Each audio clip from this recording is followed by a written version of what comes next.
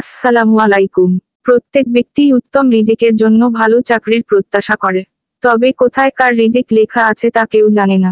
এজন্য চেষ্টা করে যাওয়ার কোনো বিকল্প নেই। কারণ আল্লাহ তাআলা বান্দার রিজিকের ব্যবস্থা করে থাকেন। উত্তম রিজিকের ব্যবস্থার জন্য হযরত মুসা আলাইহিস সালাম এই দোয়াটি করেছিলেন। দোয়াটি হলো, رب إني لما أنزلت إلي من خير فقير। অর্থ, হে আমার পালনকর্তা, তুমি আমার প্রতি যে অনুগ্রহ নাজিল করবে, আমি তার মুখাপেক্ষী। সূরা আল কাসাস, আয়াত 24। মহান আল্লাহ তাআলা পবিত্র কোরআনে মুসা আলাইহিস সালামের বিভিন্ন বিষয়ে আলোচনা করেছেন। বিশেষভাবে বলতে গেলে, আল্লাহ তাআলা কোরআনে সবচেয়ে বেশি আলোচনা করেছেন তার বিষয়ে।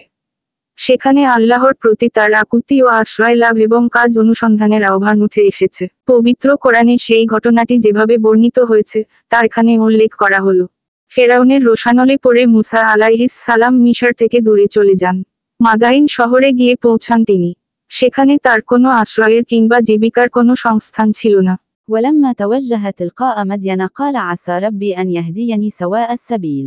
অর্থ, যখন তিনি মাদায়ান অভিমুখে রওনা হলেন তখন বললেন, আশা করা যায় আমার পালনকর্তা আমাকে সরল পথ দেখাবেন।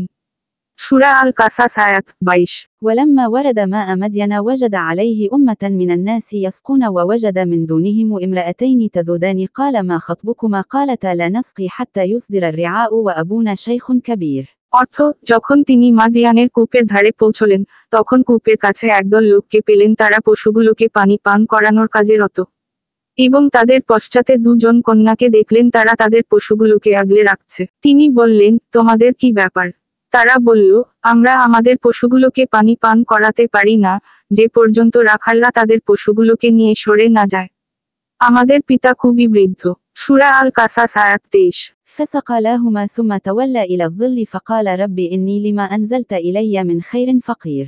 অর্থ, অতঃপর মুসা তাদের পশুগুলোকে পানি পান করালেন। অতঃপর তিনি ছায়ার দিকে সরে গেলেন এবং বললেন, হে আমার পালনকর্তা, তুমি আমার প্রতি যে অনুগ্রহ নাজিল করবে, আমি তার মুখাপেক্ষী। সূরা আল কাসাস, আয়াত 24। فجاءته إحداهما تمشي على استحياء قالت إن أبي يدعوك ليجزيك أجر ما سقيت لنا فلما جاءه وقص عليه القصص قال لا تخف نجوت من القوم الظالمين। অর্থ, অতঃপর কন্যাদ্বয়ের একজন লজ্জা জড়িত পদক্ষেপে তার কাছে আগমন করল। বলল, আমার পিতা আপনাকে ডাকছেন, যাতে আপনি যে আমাদের পশুগুলোকে পানি পান করিয়েছেন, তার বিনিময়ে পুরস্কার প্রদান করতে পারেন। অতঃপর মুসা যখন তার কাছে গেলেন এবং সমস্ত বৃত্তান্ত বর্ণনা করলেন, তখন তিনি বললেন, ভয় করো না, তুমি জালেম সম্প্রদায়ের কবল থেকে রক্ষা পেয়েছ। সূরা আল কাসাস, আয়াত 25। قالت إحداهما يا أبت استأجره إن خير من استأجرت القوي الأمين। অর্থ, কন্যাদ্বয়ের একজন বলল, পিতা, তাকে চাকর নিযুক্ত করুন, কেননা আপনার চাকর হিসেবে সেই উত্তম হবে, যে শক্তিশালী ও বিশ্বস্ত। সূরা আল কাসাস, আয়াত 26। قال إني أريد أن أنكحك إحدى ابنتي هاتين على أن تأجرني 8 حجج فإن أتممت 10 فمن عندك وما أريد أن أشق عليك ستجدني إن شاء الله من الصالحين। অর্থ, সে বলল, আমি আমার এই কন্যাদ্বয়ের একজনকে তোমার সাথে বিবাহ দিতে চাই, এই শর্তে যে তুমি 8 বছর আমার চাকরি করবে, যদি তুমি 10 বছর পূর্ণ করো, তা তোমার ইচ্ছা। আমি তোমাকে কষ্ট দিতে চাই না। আল্লাহ চাহেন তো তুমি আমাকে সৎকর্মপরায়ণ পাবে। সূরা আল কাসাস, আয়াত 27।